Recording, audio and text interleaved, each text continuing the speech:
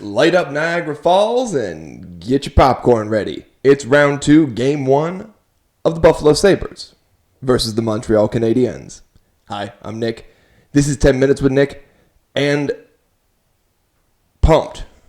Pumped is the word I would use to describe the feeling for the game today. This is going to be an electric matchup between two young, relatively evenly matched teams, particularly at 5-on-5. I give the edge to the Sabres, but I'm a homer. But the big question for our young Sabres is, can they sustain the success they've had over the last couple of months? Analysts have been saying for months and months now, since their run began before the Olympics, well, the bottom's got to fall out at some point. The Tampa Bay Lightning went so far as to call the style of hockey they play river hockey, and unsustainable, but they're fun.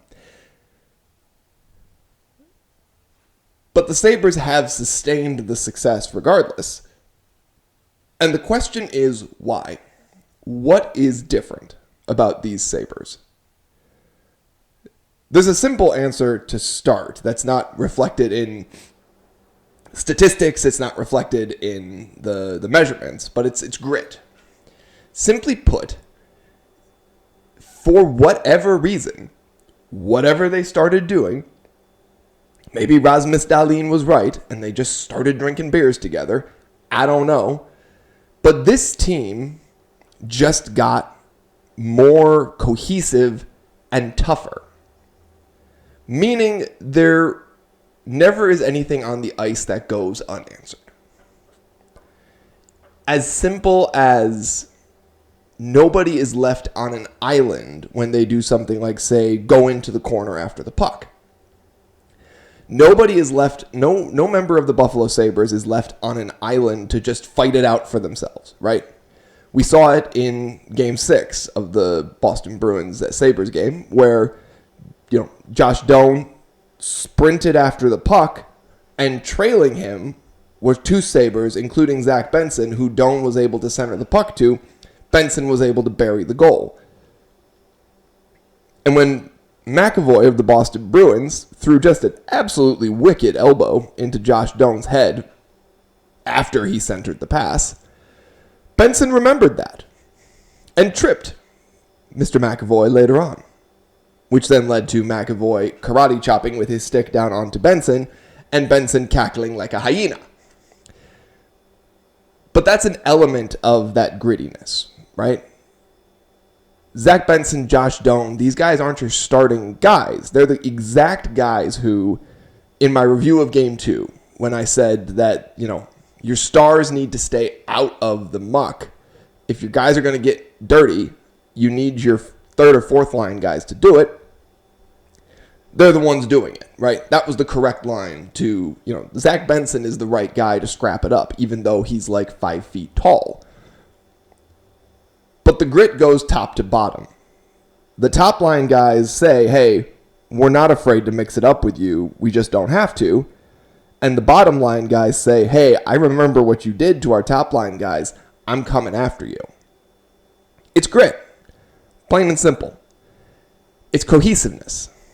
You can't measure that statistically. You can't. You could measure the Sabres did a tongue-in-cheek attempt at it, right? Like they did the statistic where Zach Benson across the series hurt 25 different feelings, which was pretty funny. But, that's a tongue-in-cheek attempt to measure that grit. But that's really a big chunk of it, is just the team is willing to go to the boards for each other. They're willing to scrap it up for each other. And that's the key, is the for each other bit. More statistically able to be measured, the Sabres have incredibly active defensemen. Now, not every team has very active defensemen on the offensive side of the boards or on the offensive zone. In the offensive zone, a lot of times, you really just have your defensemen there to, pass from the point, get things moving, whatever. But the Sabres defensemen have a knack for not only taking and making good shots, they have a knack for setting up other players. Rasmus Dahlin is the prime example of that, where he will crash into the offensive zone, he will control the puck, and then he will center a perfect pass, either creating a goal, like he did when he centered a pass to Alex Tuch in Game 6, or creating at least an opportunity, putting stress on the goaltender of the other team. Now, some people might say, Nick, that's another one that really can't be measured. Well, it can, because it can be measured in assists and goals from defensemen. And we see that in the starting defenseman, and we see that in the backup defenseman. The Sabres forwards can also go 4 lines deep. Alex Tuch was very, very active on the scoreboard throughout this series. Tage Thompson, on average, was very active, but from a scoreboard perspective, he really had he had a strong scoring Game 1, and then the rest of the series was very quiet for him. He created a lot of opportunities. He played a lot of good hockey. He just didn't find the back of the net again. But the Sabres' 4 lines of forwards all roll and all can play equally fast, equally hard. They all can go to the net and crash and make opportunities. That's a big part of it. That's huge. That means Lindy Ruff doesn't have to be afraid to rotate his lines and keep them fresh. He doesn't really have, Jordan Greenway, maybe. But he doesn't really have a massive weakness anywhere on the roster. Now, someone might say, well, there's no, Connor McDavid superstar. Okay, Connor McDavid's not even in the playoffs anymore. That argument doesn't hold water. When you're deep across your lines stay fresher and they stay hungry. Because they know they're not out there to just they're not out there just to hold the ice and give somebody a blow. They're out there to do the job. They're out there to go for the goal, to score. They're out there, and it puts pressure on the other team. And we saw that with the Bruins. Marco Sturm was really sorting his lines out, trying to keep his big guns out on the ice longer. And it messed up with his line's cohesion and everything else.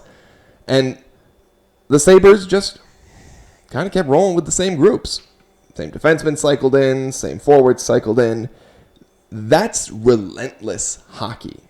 And if you can do that and be relentless like that, it lets you do things like my fourth and final point.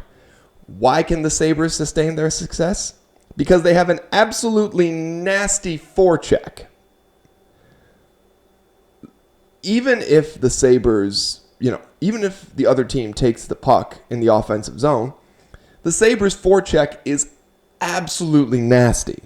They have, I don't remember the exact number, but they have a lot of goals off of turnovers they create in the other team's zone.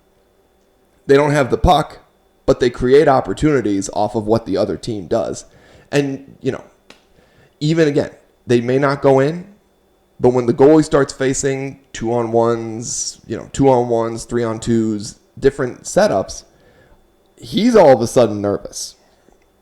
And the hard part with a goalie is that a goalie, when they enter into kind of their goaltender flow state, like Alex Lyon gets into and out of this state, it's like nothing can get past them. They just see the ice perfectly.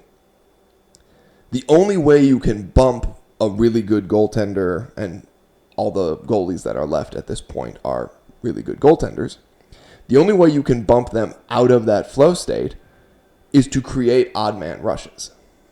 Because odd man rushes mean the goaltender has to go, okay, here's the puck, but there's a guy coming up my blind side. I've got to be ready to just jump over. And that's when you get them off their spot and you get them antsy. That's the key. Dobesh is a really good goaltender. The Montreal Canadiens are a really good team. But the Buffalo Sabres are ready to sustain their success. I said Buffalo Sabres in 6 before. I'm going to continue that. But I think Buffalo opens the series with a big win. I think Buffalo wins 4-2. You'll notice that I predict 4-2 a lot as a score. Why? I don't know. I like even numbers. I'm not a fan of odd numbers. Odd numbers scare me. But I'm out of time. And that's all I have for now. Sabres over Canadiens 4-2. I'm Nick. This is 10 Minutes with Nick. Have a great day.